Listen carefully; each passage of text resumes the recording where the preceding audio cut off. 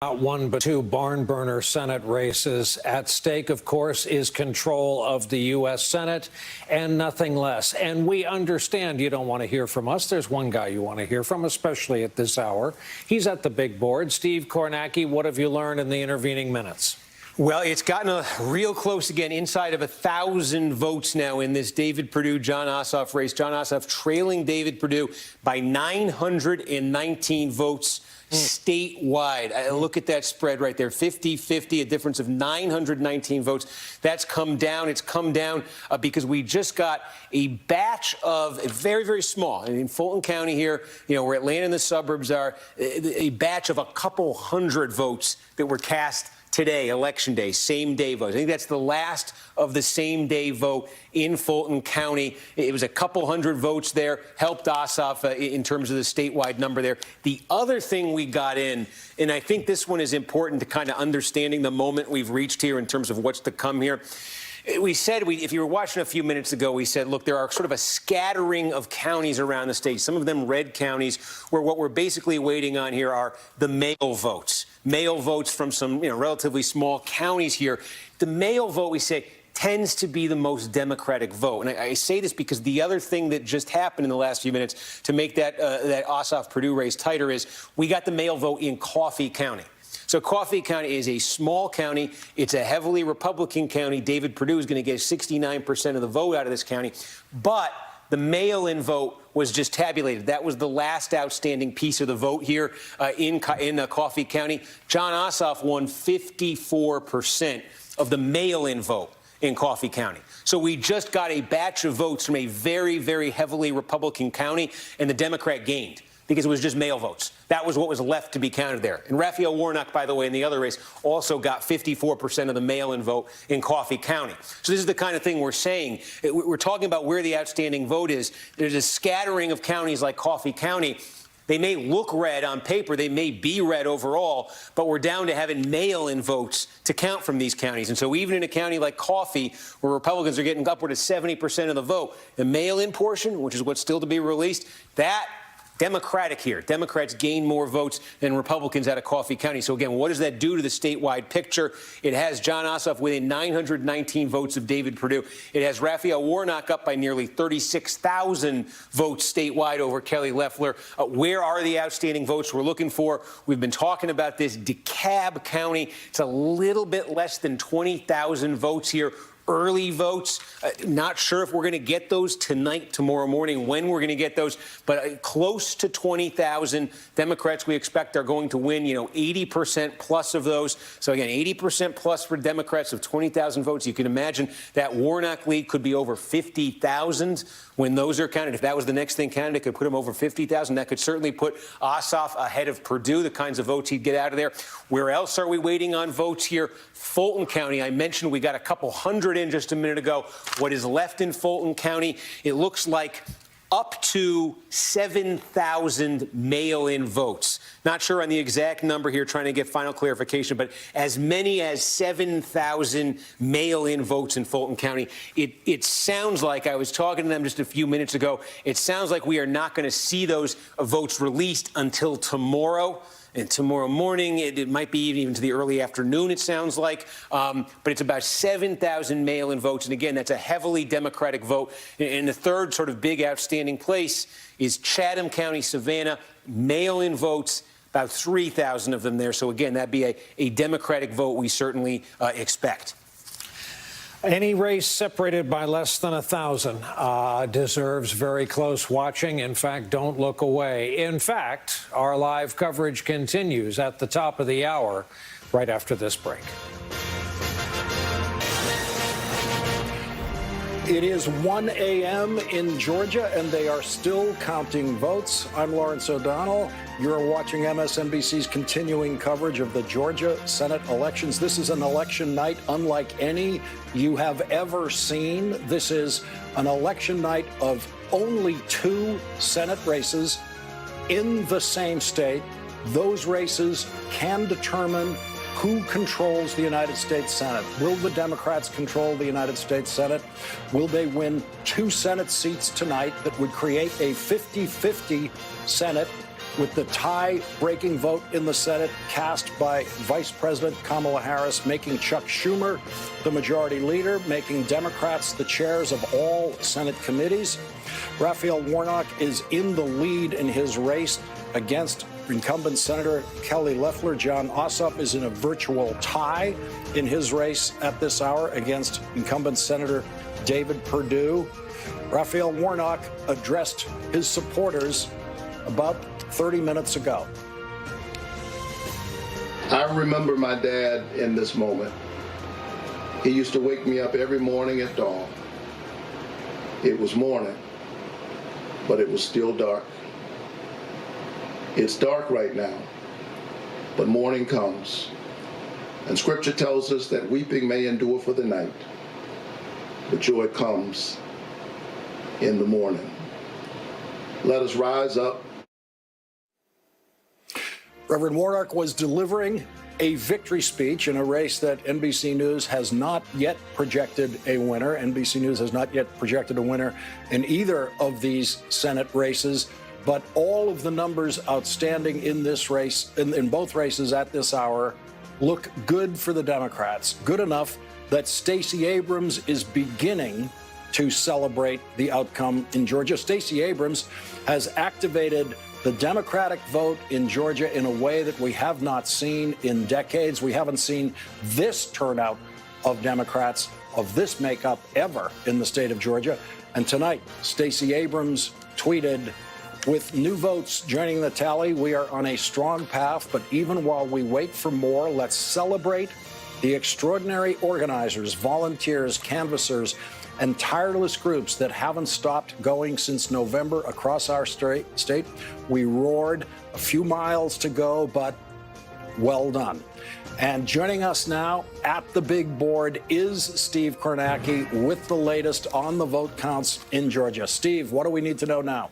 All right, Lawrence. Well, we are getting down to the final votes here in Georgia. So Raphael Warnock, you mentioned right now, he leads by over 35,000 votes statewide. One of the stories tonight has been there's been a persistent gap between Warnock, the Democrat, in one race, John Ossoff, the Democrat, in the other race. Warnock is running, more than 35,000 votes ahead of John Ossoff. You see, Ossoff is trailing Perdue in the statewide count by just over 1,300 votes right now. So it's a situation right now where Ossoff is looking to the outstanding votes to leapfrog Perdue and to try to get ahead in this race. And there's a question here of wherever this thing lands when all the votes are counted, is it going to be within 0.5%? If it's within 0.5%, there's a recount provision. This thing could then go to a recount. That could delay it a little bit. But again, that's the story in the Ossoff race. In the Warnock race, Warnock right now is looking to the votes that are outstanding to try to build on this lead that he already has over Loeffler to keep this potentially out of a recount zone. So where are the remaining votes? What is left to come? This is the biggest one right here. This is the biggest source of votes right here by far that's left. We got about 20,000 votes, a little bit less than 20,000 votes in DeKalb County. And you can see just as how the votes have come in here so far, Warnock's getting 83.2%. Ossoff's getting 82.5%. This is one of the biggest Democratic counties in the state of Georgia. There are just under 20,000 votes to come in. They are early votes. They are the votes that were cast by people. They're not mail votes, but they were cast in person early, and they went to the polling place a week or two ahead of time during the early voting period. It's a Democratic county, and that's a Democratic group of votes. We expect those 20,000, almost 20,000 votes to be at least 80% Democratic. So you can see a clear opportunity here for John Ossoff with the remaining votes in DeKalb to leapfrog David Perdue. A clear opportunity for Raphael Warnock to build on that statewide lead he has. Another outstanding source of votes we have is right next door in Fulton County, biggest county in the state. It's where Atlanta is. It's more than just Atlanta. But what is left to come in Fulton County? Mail votes, some probably about 7,000 mail votes. That they may not be reported out until tomorrow. But again, heavily Democratic county. The vote by mail tends to be extremely Democratic. So you can expect those remaining mail votes from Fulton County should break pretty heavily for the Democrats as well. Also, we believe this has been a source of considerable confusion tonight, but Chatham County, which is where Savannah is, we think, and they have communicated to our decision desk believes that there are about 3,000 more mail votes that are yet to be counted in Chatham County. So again, that would be, and the folks at Chatham County, we know the election officials are done for the night. So we believe there are about 3,000 mail votes that are left to be counted in Savannah, in Chatham County. Probably not till tomorrow, it would appear, or I guess later today at this point. We passed midnight. But again, mail vote in a Democratic county, that should be a pretty Democratic vote. So those are the three biggest sources of outstanding votes on this map. We're just trying to get a sense here where else there could be votes. You know, scattering of sort of smaller counties, maybe some Republican counties. Is there a small amounts left here or there? We're trying to get a sense if there's anything else. But those are the three biggest sources of it. Beyond that, you're going to have, and this won't be counted tonight. This is days from now. Military votes would be counted up. Provisional ballots would be counted up. Now, there were about 10,000 provisional ballots back in November. Be a little bit short of that, you could expect this time, probably about 8,000 or so. That's a group of votes that, went Democratic about 2-1 back in November. So, there will be some more votes after tonight, but you see what is left here, and the opportunity exists, certainly in what we know is left, for Ossoff to leapfrog Perdue and to try to build a bit of a pad there. And the opportunity, in terms of what's left, is there for Warnock to really build some distance between himself and Kelly Loeffler, already up by 35,000. Again, just imagine what that batch of votes we're talking about from DeKalb, what that could do to the margin for Warnock. Steve, let's just add this statistical reference for the audience. Joe Biden won Georgia by the famous 11,779 votes. So Raphael Warnock is running well ahead of that margin right now. When you look at that map, Steve, do you see a way for Senator Loeffler to leapfrog, as you put it, Raphael Warnock? Yeah, that's what I'm saying. We are trying to take stock here of, are there missing pockets of votes here that are not accounted for right now? Because it gets very confusing in Georgia with the vote, because you can know that all of the election day is counted, and sometimes it's a little unclear where the mail vote still remains uncounted. So we're just trying to get a sense, outside of the three I took you through, are there any other significant sources of vote? There is nothing we are aware of right now on the scale of what I just described to you. And you've been in contact with the decision desk here, trying to see, as they work their way through it, if they see anything else. But there is nothing we are aware of on the scale of those three pretty big Democratic vote-producing county places that are left here in this election, except, as I say, there are 17,000, we think roughly 17,000 military ballots. They do not, the state of Georgia does not end up releasing the individual totals of military ballots. It just gets poured into the total. That'll be take place a couple of days from now. Also about 10,000, probably a little bit short of 10,000 provisional ballots. Outside of provisional ballots, military ballots, it's those three I took you through. So again, on paper there's opportunity, there's more than ample opportunity here for Warnock to build on this, maybe significantly, and for Ossoff to get ahead in this thing. One thing we don't know, as I say, though, is are they going to come in tonight? Are we going to get any more of these votes reported out tonight, or will this be tomorrow morning, maybe even into tomorrow afternoon? Some flashbacks here to November in Georgia, where those final batches of votes did take a little time. Final quick point, Steve, on decision desk calculations, if they can get clarification, and I'm not trying to invade their processes, but if they can get clarification on exactly how many votes are outstanding and where they are, get a real number on that, match it up to Warnock's lead, see that there's a mathematical impossibility for Senator Loeffler. Is that the moment when they make a projection, and is that possible tonight?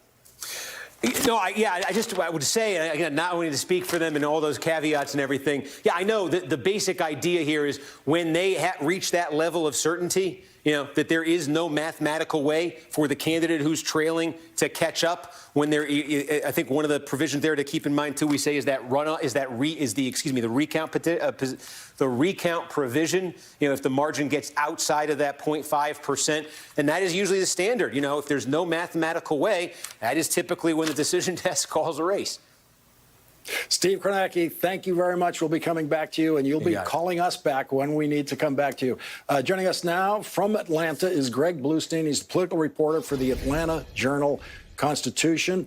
Greg, what do we know at this hour, and what can we expect to discover tonight? Yeah, I just got an update from my AJC colleague, Will Nobles, who reports that the CAB is continuing to tally those ballots.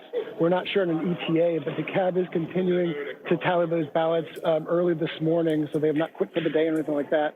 It's a slow-going process, but as you guys mentioned, those ballots that are still outstanding to the CAB should be the margin to, A, put Reverend Warnock further ahead of Kelly Loeffler, and might make the difference between, will almost certainly make the difference between Jon Ossoff and David Perdue.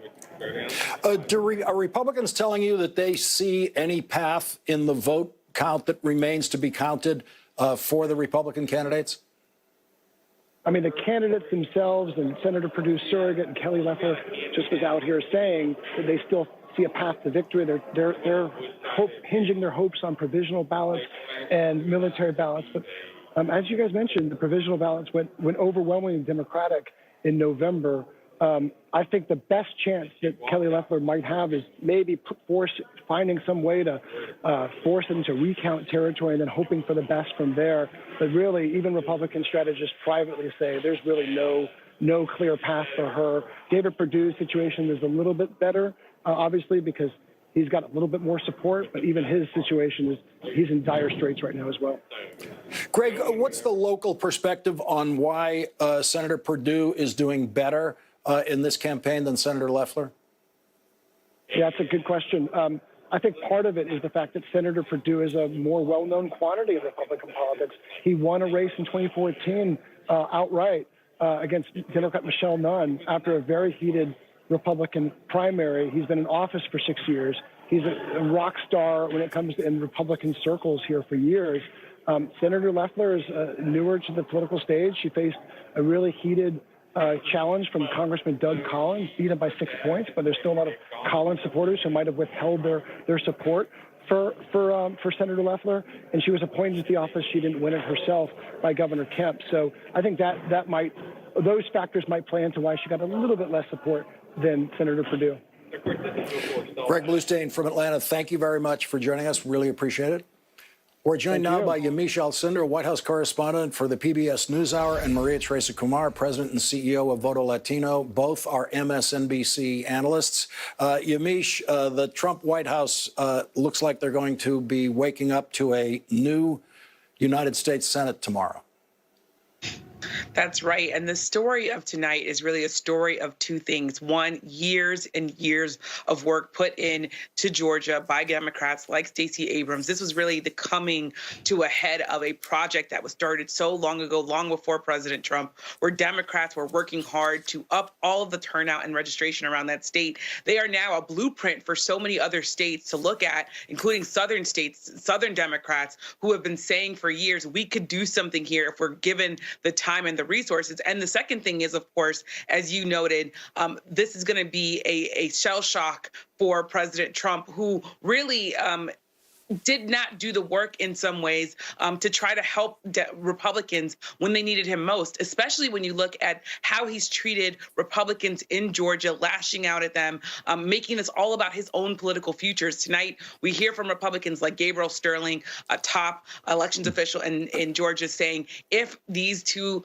Republicans lose, as it looks like at least Kelly Loeffler might lose, it looks like it would be entirely President Trump's fault. That is the words of a Republican official saying that the president came to that state, spent a little bit of time talking about the senators, but spent a lot of time wanting to talk about the people who wanted to become senators, but spent a lot of time talking about his debunked false claims of all sorts of fraud that just simply did not happen. So yes, President Trump is going to wake up to this reality that his antics, that his rants in Georgia did not work for him. And that, of course, is going to be something that is going to lead him into a Wednesday where he's going to see Congress certify these election results, even though he continues to, at this moment, at this hour, continue to up the ante on Vice President Pence to try to do something to turn this around for him.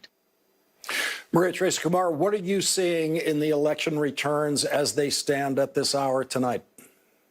Lawrence, you have known me doing Voto Latino for quite a while, and we have been working in the Southern Belt, so to speak, for the last 10 years, Georgia, North Carolina, Arizona, and this is, as Jamish said, a coalition of individuals coming together and saying, this is what America looks like, and we have to embrace each and every single one of us.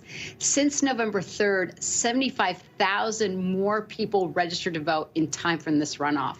Voto Latino directly registered 15% of all those individuals. They are disproportionately young, they are hungry, and they want to send a really loud message to Congress saying we need change.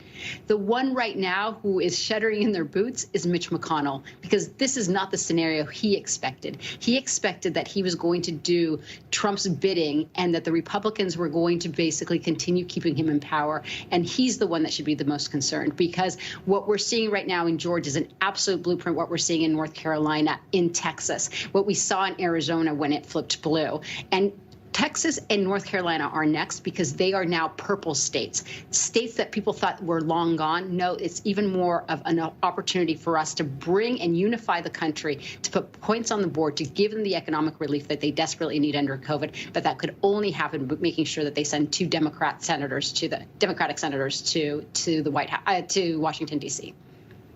And Yamiche, the success that these Democratic candidates are having, and in Georgia, it is a success to come within 1% of beating a Republican statewide. If they both actually beat their Republican incumbent senators, then you have a stunning success in Georgia.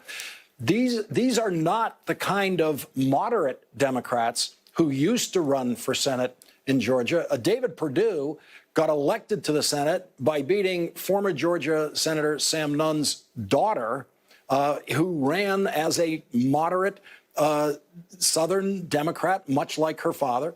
And here you have two candidates going out there and embracing the left side of Democratic policy positions all the way through a campaign in Georgia. That's right, Lawrence. This should not have been a race that was anywhere near a nail biter as it's turning out to be now. This should be a race where Republicans should be able to win the state of Georgia easily. But as we've noted, Stacey Abrams and so many other Democrats have turned this state, have done the work to make it that these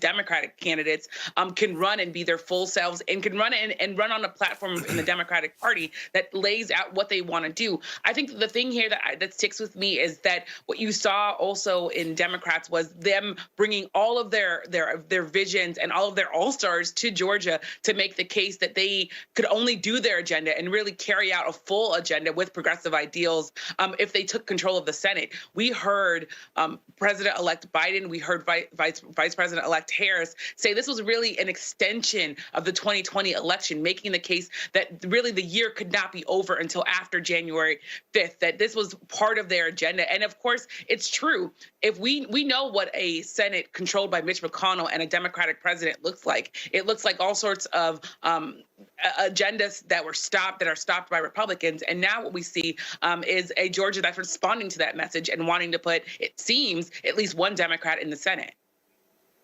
Maria-Trace Kumar, you have been doing voter organizing for as long as I've known you, which is a very long time. You taught me a lot about it. It takes persistence because you have to be willing to go through a series of losses as you work your way up to the victories. It takes organization that survives losses to continue on to try to get victories. Stacey Abrams has done that. She has gone through the losses. Jon Ossoff has been part of those losses in Georgia, those disappointments in Georgia in the past. Where does Stacey Abrams belong in the voter organizing Hall of Fame?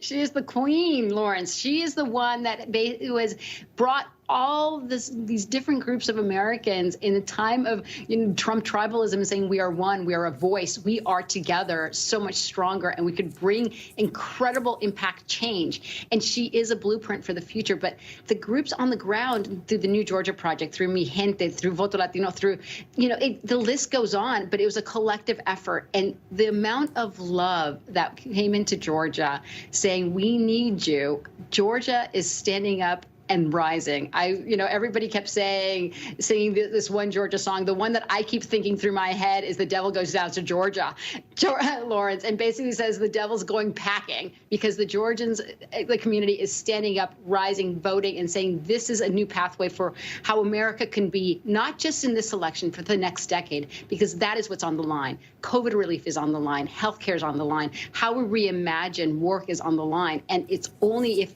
Joe Biden actually has a cooperative Democratic Senate that these possibilities of addressing climate change, that addressing student loans can only be possible.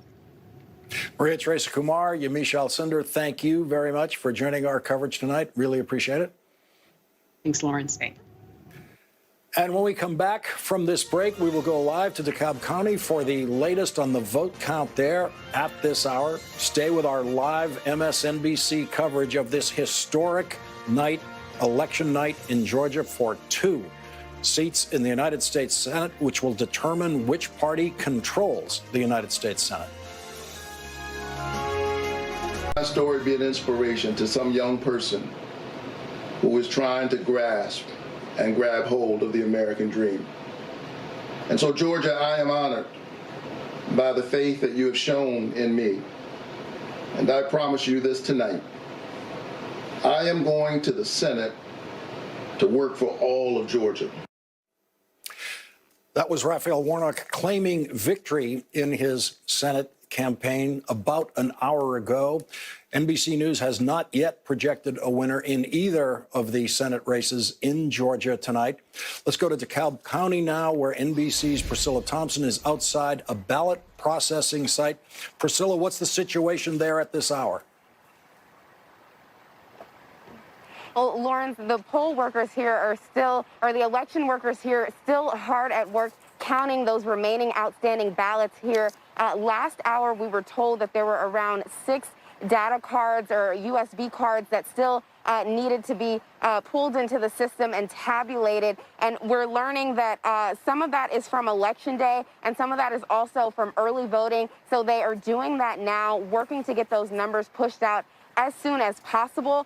We expect that we'll have them before folks here go home tonight. They're saying it could be another hour while they're working to get that done. And then, of course, what will be left is those absentee ballots. Officials inside already telling us that they will likely be back in the morning to finish processing those, although they weren't able to give us a specific number as to how many they have left to process. But still a lot of work to be done here in DeKalb as we're watching these results sort of continue to come in. And it really underscores how important these Atlanta suburbs were to this race. You know, Democrats said all along that the Atlanta metro area was going to be very important. And we see a place like DeKalb County starting to put some folks over the top a bit. And what's interesting is that, you know, in speaking to voters, we're talking about a lot of the numbers tonight, but we shouldn't sort of disregard just the passion that was on the ground here in this high-stakes race and how Georgians understood that. I wanted you to take a listen to a conversation that I had with a voter earlier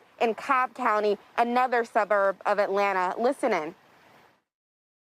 When you went in to cast your ballot, what was the #1 issue on your mind? My daughter. She's 28 years old. She is in the LGBT community. So I wanted her to be able to live without having any restrictions, get the same rights everybody else has. I wanted my voice to be heard as a single African-American female. It's been a hard struggle. And, yeah, you see tears come to my eyes. I wanted to make it count. And you hear there, you see there just the passion among voters on the ground here. And that is really what the Democrats were hoping to capitalize on to sort of drive this turnout.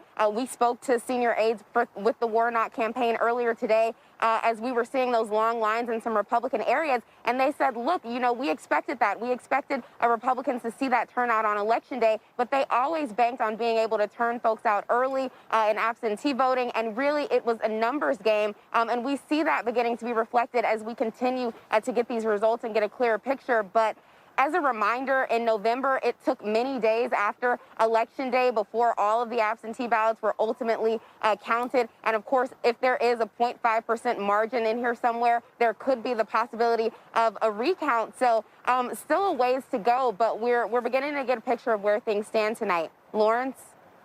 Priscilla Thompson in DeKalb County, thank you very much for that update. We're going to squeeze in a break here in our live coverage of the Senate elections in Georgia tonight. We'll be right back after this break. Jon Ossoff's campaign has just released this statement, which is in effect a victory expectation statement. It says, when all the votes are counted, we fully expect that Jon Ossoff will have won this election to represent Georgia in the United States Senate. The outstanding vote is squarely in parts of the state where Jon's performance has been dominant. We look forward to seeing the process through in the coming hours and moving ahead so Jon can start fighting for all Georgians in the U.S. Senate. Let's go to Steve Kornacki at the big board and see what his numbers are telling us at this hour. Steve, what do we need to know? Well, we can show you right now, David Perdue is 1,322 votes ahead of Jon Ossoff in the count. That's 50-50, the tight 1,300 in a state as big as Georgia with 98% of the vote in. In the other Senate race, Raphael Warnock, now with a lead of nearly 36,000 votes over Kelly Loeffler. So again, one of the things we've been seeing tonight, Warnock has just been outpacing pretty consistently.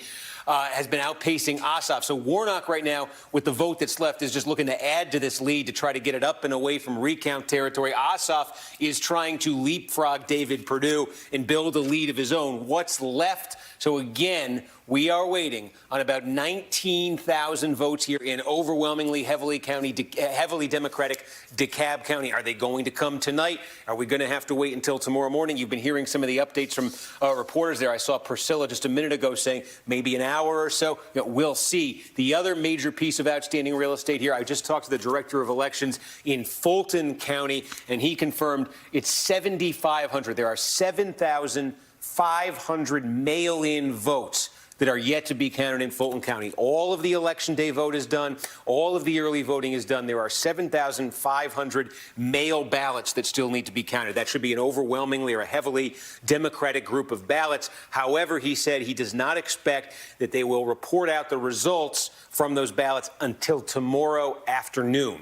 So there's a bunch of different processing issues. They want to report all 7,500 of them out at once.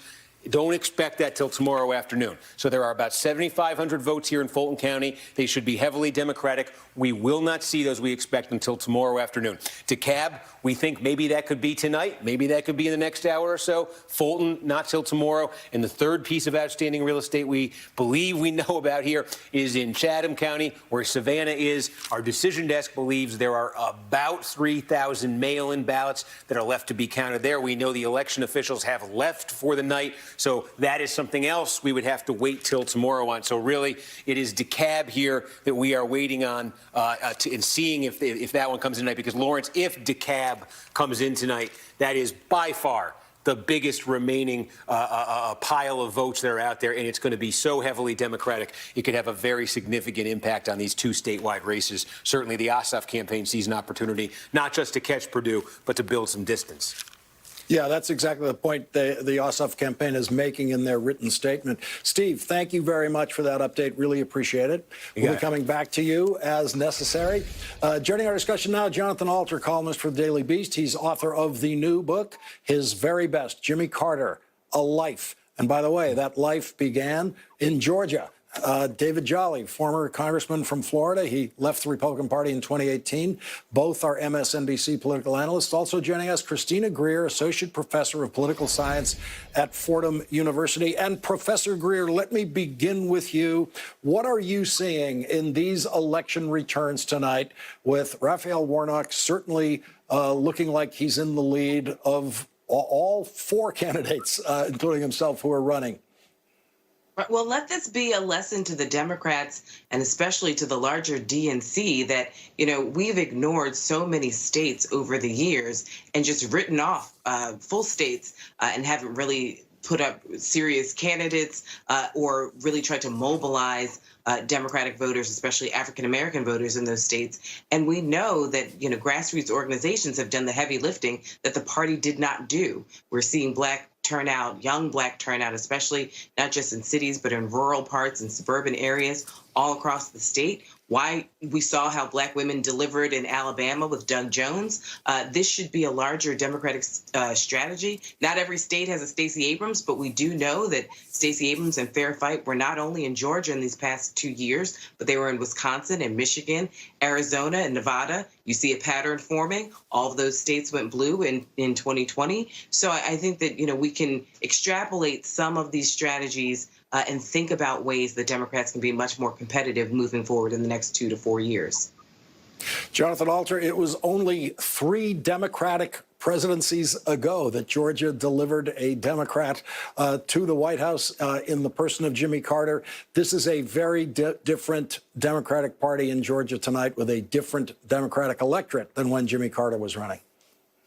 I mean, it's astonishing, the change, in researching Jimmy Carter's life and Franklin Roosevelt's life, the level of racism, the virulence of the hatred was so over the top by today's standards. The extent of it is impossible to convey to young Americans. It was white terrorism in Georgia. And so Raphael Warnock's victory, which it seems like it will definitely take place, is a true marker in American history. This election, because it is on a pivot point for a post-Trump era, is arguably the most important and historic state election in American history. So this was a big night, Lawrence. And I think, as we look back on this, the idea of the pastor of Martin Luther King's Ebenezer Baptist Church going to the United States, it's almost a poetic justice if you look at it in the larger sweep of our history. And David Jolly, Raphael Warnock is a first-time political candidate, never run before for anything. Jon Ossoff has run before. Jon Ossoff did already build a national fundraising system for himself just to run for a House seat in Georgia, where the Democratic Party had high hopes for him. But here's somebody, Raphael Warnock, starting off in a state where everyone was hoping, at least everyone outside of the state certainly, that Stacey Abrams would run for this seat. And Stacey Abrams said, don't worry, we're going to have strong Democratic candidates. We don't need me running for this seat. And look where we are tonight. Yeah, it's remarkable, Lawrence. Really two very contrasting Democratic nominees in tonight's races. Warnock representing kind of that new generation, almost social media, as you mentioned, national fundraising base that he had developed type candidate for the Democratic Party, will bring immediate youth to the United States Senate to be generous about it. And then in Raphael Warnock, a first-time candidate that is later in life and more seasoned. And listen, he is somebody that as you listen to tonight, you can tell he brings a steady hand, a compassionate heart, a wisdom that comes both with his age and his service to his community and his convictions of faith. This is a special duo we will see come out of Georgia. And I don't think anybody quite knows what the future holds for either one of them tonight. Professor Greer, we remember, most of us of a certain age, Senator Sam Nunn, Democratic senator of Georgia, easily reelected, very popular in Georgia. And he was very popular because he was very moderate. He voted against many Democratic initiatives in the United States Senate. Democrats didn't mind because they wanted a Democrat elected in Georgia. His daughter, Michelle Nunn-style Georgia Democrat, she lost decisively. These were not moderate Georgia Democrats in the Sam Nunn mold running tonight. No, not at all. I mean, this also reminds us, Lawrence, all politics is local, as Tip O'Neill told us many, many years ago. And so these candidates, Warnock and Ossoff, really felt the moment of Georgia and the pragmatic I would say, progressivism that is in the South. And so they're building on a conversation that Stacey Abrams started with voters in 2018, and they extended that conversation. Obviously, having Donald Trump still in the White House loomed large in much of the strategy and the policy talking points. So we know that obviously Democrats will consistently be challenged for these Senate seats. The Republicans will not go quietly into the night, and they've said as much. But understanding, it's not a radical idea to want to make sure that Americans, have a living wage or a stimulus check in one of the worst pandemics we've ever seen, and we're handling it worse than almost every other nation on the planet. It's not a radical idea to care about the environment. It's not a radical idea to think about health care, especially as people age out or suffer from COVID and the long-term effects of COVID, and the millions of Americans and the hundreds of thousands of Georgians who will live through that. So, so many of the conversations that Kelly Loeffler and David Perdue were trying to brand as these left-wing socialist ideas, when they're explained to voters in very pragmatic ways, they are not pie in the sky ideals. They're real fundamental policy positions that can move America forward collectively.